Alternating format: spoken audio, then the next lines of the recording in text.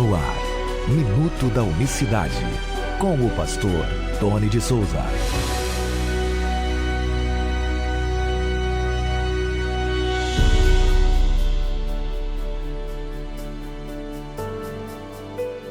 Olá, queridos, graça e paz da parte do nosso grande Deus e Salvador Jesus Cristo. Muito bom dia, Deus abençoe a sua quinta-feira, dia 21 de agosto, 2025. Até aqui nos ajudou o Senhor. Sejam todos bem-vindos a mais uma edição do Minuto da Unicidade. É um prazer ter você por aqui. Lembrando que você pode se inscrever no canal, você que acompanha pelo canal Minuto da Unicidade, você que acompanha pela rádio, vai lá no YouTube, Minuto da Unicidade, inscreva-se. Tem vários, centenas. Na verdade, no canal Minuto da Unicidade no YouTube são mais de 600, indo para 700 vídeos, como estes aqui, de estudos importantes. Lá você tem alguns debates que a gente participou, tem umas outras informações acerca deste tema. É importante chegar lá, viu? Quando a gente fala sobre o batismo nas águas em nome do Senhor Jesus, nós temos como base o livro de Atos dos Apóstolos.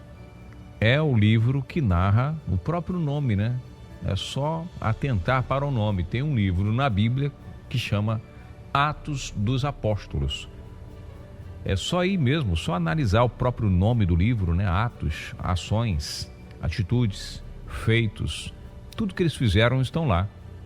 Tudo que eles fizeram de principal. Lá estão as informações, inclusive você que me ouve, que tem algumas dúvidas sobre como encontrar a igreja certa, os rituais. Olha como as pessoas se prendem às vezes aos rituais. Você sabia que o concílio de Jerusalém, a igreja de Jerusalém fez um concílio, inclusive, reconheço, espiritualmente falando, divinamente inspirado o concílio de Jerusalém. Para mim, os outros concílios, conheço, li, estudei, mas não os considero como reuniões feitas pela Igreja de Cristo. Então, se tem um concílio que foi feito para resolver um problema ou para encontrar uma solução, esse concílio está registrado no livro de Atos dos Apóstolos. Mais precisamente, no capítulo 15. Ali está o grande concílio. O grande concílio, porque os mesmos problemas que nós temos hoje no nosso meio, problemas de será que pode fazer isso ou pode fazer aquilo, será que é lícito isso, será que é lícito aquilo, por que a igreja tal faz tal coisa, a outra não faz, por que é pecado isso, por que é pecado aquilo, é pecado para essa igreja, para outra não é pecado, sabe? Esses problemas tiveram na igreja da igreja primitiva. Então, quando você lê o capítulo 15, já tinha ali um problema, porque alguns mandavam circuncidar, outros não, uns mandavam guardar o sábado, outro não. Como é que ia fazer? Chegando um monte de gentio, e aí vai fazer o quê? Um montão de gente chegando na igreja e misturava pessoas que guardavam a lei e outros que não. Como é que vai resolver essa questão? Muito bem, isso é interessante, Porque teve um problema. Esse problema começou quando o evangelho chega a Samaria e logo depois entra para os romanos, que aí os gentios mesmo ali, romanos, que era a família de Cornélio, que é o que eu vou falar hoje, mas só para você ter uma noção do grande concílio de Jerusalém. Então a igreja se reuniu e falou, vamos fazer o que agora? Há um debate, está tendo polêmica, vamos resolver isso aqui. Atos 15. E isso que foi decidido em Atos 15, o que a igreja primitiva decidiu sobre várias polêmicas principais daquele momento, daquele período, eu acho que o que ficou decidido ali, leia lá, o que ficou decidido ali é muito importante. Eu acho que essa visão, essa orientação do Espírito, esse discernimento do Espírito que houve ali em Atos 15 é o que deveria estar em nosso meio e a gente resolveria muitos problemas. A começar essa questão de, essa igreja, se não for da minha igreja não tem apoio, eu gosto mais da placa tal, da placa A, da placa B. Resolveríamos isso entenderíamos que somos um só corpo, fazendo parte do corpo de Cristo. Dito isto, um dos motivos que começou é que o batismo ele é estendido para os gentios. Então, você lê Atos capítulo 10, começa dizendo: havia em Cesareia um homem por nome Cornélio, centurião da corte chamada italiana, piedoso e temente a Deus com toda a sua casa, o qual fazia muitas esmolas ao povo e de contínuo orava a Deus. Então, Atos capítulo 10 já começa falando desse homem, que não era judeu, que não conhecia o evangelho de Cristo, que não sabia de nada, mas era um camarada que tinha muita sede de fazer o que é certo. Não somente ele com toda a sua casa, ele instruiu a sua casa a fazer o que era certo, a buscar a Deus, a orar e jejuar. No verso 3 diz: e este, quase a hora nona do dia, viu claramente numa visão um anjo de Deus que se dirigia a ele e dizia: Cornélio. E ele, olhando para Cornélio, disse: quem és tu, Senhor? Tuas orações chegaram. Vai lá, manda chamar Pedro. Verso 5: agora vai, envia homens a Jope e manda chamar Simão, que tem por sobrenome Pedro. E aí vai toda aquela história. Veja, uma ação exclusiva de Deus. Eu falo isso no seminário unicista que eu dei, e pretendo, se Deus nos ajudar, abrir uma nova turma, que essa é uma das ações do Espírito, operação do Espírito. Quando falta mão humana, quando falta homens, o próprio Espírito Santo atua. Olha que bacana, o próprio Espírito de Deus trabalha. Então foi lá, enviou um anjo, falou, porque quando falta o homem não quer fazer, o homem se recusa a fazer, o Espírito de Deus trabalha e faz. É o que aconteceu aqui com Cornélio. Operação do Espírito. Não teve a mão humana, pelo menos no começo. Ele operou. Essa é uma das funções do Espírito, operar, dos dons do Espírito. Operação do Espírito. A ação do Espírito sem a gerência humana, inicialmente. E ele manda chamar Pedro, e Pedro chega e vai lá e começa a fazer aquela obra toda. É um gentio que era discriminado. Quando Pedro se apresenta para ele, olha só o que acontece. Atos capítulo 10, quando Pedro chega, diz assim: e no dia seguinte, imediato, chegaram a Cesareia, e Cornélio estava esperando, tendo já convidado todos os parentes e amigos mais íntimos. 25. E aconteceu, Atos 10, 25. E aconteceu que, entrando Pedro, saiu Cornélio a recebê-lo e, prostando-se aos seus pés, o adorou. Mas Pedro levantou, dizendo: levanta-te, que eu também sou homem. E falando com ele, entrou e chamou ali os que estavam ajuntados. Ele já sabia que Pedro ia chegar. Olha, Deus preparou tudo. O próprio Deus atuou. Vai vir, prepara que vai chegar o homem aí. Olha o que Pedro disse, verso 28. E disse-lhe: vós também sabeis, e vós bem sabeis, que não é lícito a um homem judeu a juntar-se ou a chegar-se a estrangeiros, mas Deus mostrou-me que a nenhum homem chame comum ou imundo. Viu a operação do Espírito? Porque Pedro tinha essa crença com ele, que os outros eram imundos, que não podia nem tocar. Por isso que teve que ter a operação do Espírito. Não havia homens disponíveis para ensinar isso ainda. Tinha que começar de alguma forma. Por isso, sendo chamado, vim sem contradizer. Pergunto: por que você manda me chamar? E aí Cornélio começa a explicar. Verso 30, Cornélio começa a explicar: há 4 dias estava eu em jejum a esta hora, orando em minha casa, a hora nona. Eis que diante de mim se apresentou um homem com veste resplandecente e disse: a tua oração foi ouvida, as tuas esmolas estão em memória diante de Deus. Agora vai lá e manda, e conta toda a história. E Pedro começa a pregar. Entende a operação do Espírito? Teve que quebrar as barreiras que tinham ali.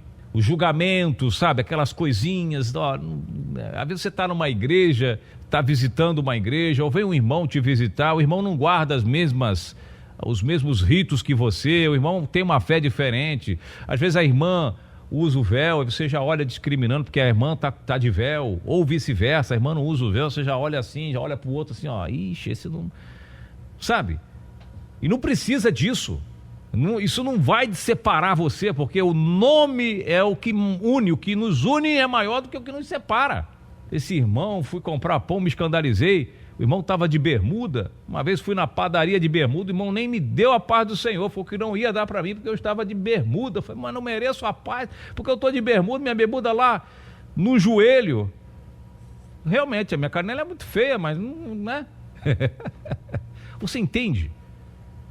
Mas quando Pedro estava pregando, Pedro disse, a este, falando de Cristo, dão testemunho todos os profetas, de que todos os que nele creem receberão o perdão dos pecados pelo seu nome. Perdão de pecado pelo nome? Que nome que perdoa pecado? Como é que é isso? Não estou entendendo. Verso 43. Receberão perdão de pecados pelo seu nome. Então é pelo nome que se perdoa pecado? De que nome? O nome de Jesus tem poder para perdoar pecado, mas não é para expulsar demônio que o nome dele tem poder? Não é para curar que o nome dele tem poder? Porque o defensor da doutrina da Trindade usa o nome de Jesus para tudo, é ou não é? Mas para o mais importante que Pedro está falando, que está registrado na história da igreja primitiva, aí não pode. Mas aí, verso 44, e Pedro ainda falava essas palavras, caiu o Espírito Santo sobre todos os que ouviam a palavra. E os fiéis que eram da circuncisão, todos quando tinham ouvido com Pedro, maravilhavam-se que o dom do Espírito Santo se derramava também sobre os gentios, porque ouviam falar ali. Aconteceu com esses que não são circuncidados, mesmo que aconteceu com a gente. Aconteceu com esses que usam o véu, o mesmo com a gente que não usa. Aconteceu com esses que são sabatistas, o mesmo que aconteceu com aqueles que não são. Eu vou aqui parafrasear, porque o Espírito é o mesmo, não tem a menor sombra de dúvida disso. Por isso que eu falo para você não perder tempo com essas questões, porque a igreja de Atos decide no capítulo 15 não se preocupar com essas questões com relação a nós, os gentios. E aí o que Pedro decide? Respondeu Pedro, verso 47, pode alguém, porventura, recusar água para que estes não sejam batizados, que também receberam como nós o Espírito Santo? E mandou que fossem batizados em nome do Senhor Jesus. Então rogaram a Pedro que ficasse com ele por mais alguns dias. Então ordenou que fossem batizados em nome de Jesus. Por que mandou que fossem batizados em nome de Jesus?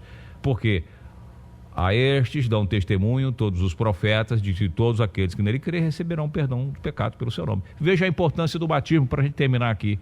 Você que está me ouvindo aí que acha que o batismo não é tão importante. Você acha que o Espírito Santo ia fazer toda essa operação extraordinária, esse trabalhão todo, para mandar Pedro ir para lá, para poder mostrar para Pedro, Deus não faz acepção de pessoas, se é circuncidado, se não é.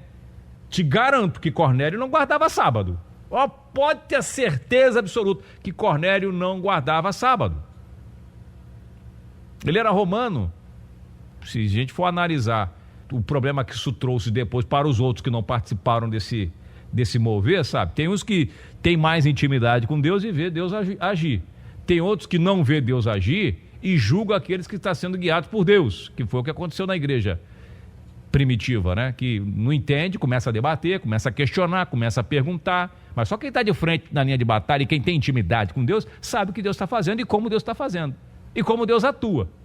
Aí tem que fazer um concílio, a igreja tem que se reunir para acabar com as polêmicas, né? Os debates desnecessários, porque a igreja precisava crescer e não ia perder tempo com, não, tem que circuncidar. Imagina, circuncidar 3.000 pessoas, no outro dia mais 5.000, capítulo 4, 5.000, a igreja, a cidade, como é que vai andar com uma faquinha ali para sair circuncidando todo mundo? Gente, pelo amor de Deus, é ou não é? Para poder seguir, estava tendo uma mudança, uma ruptura de paradigma, coisas novas estavam acontecendo.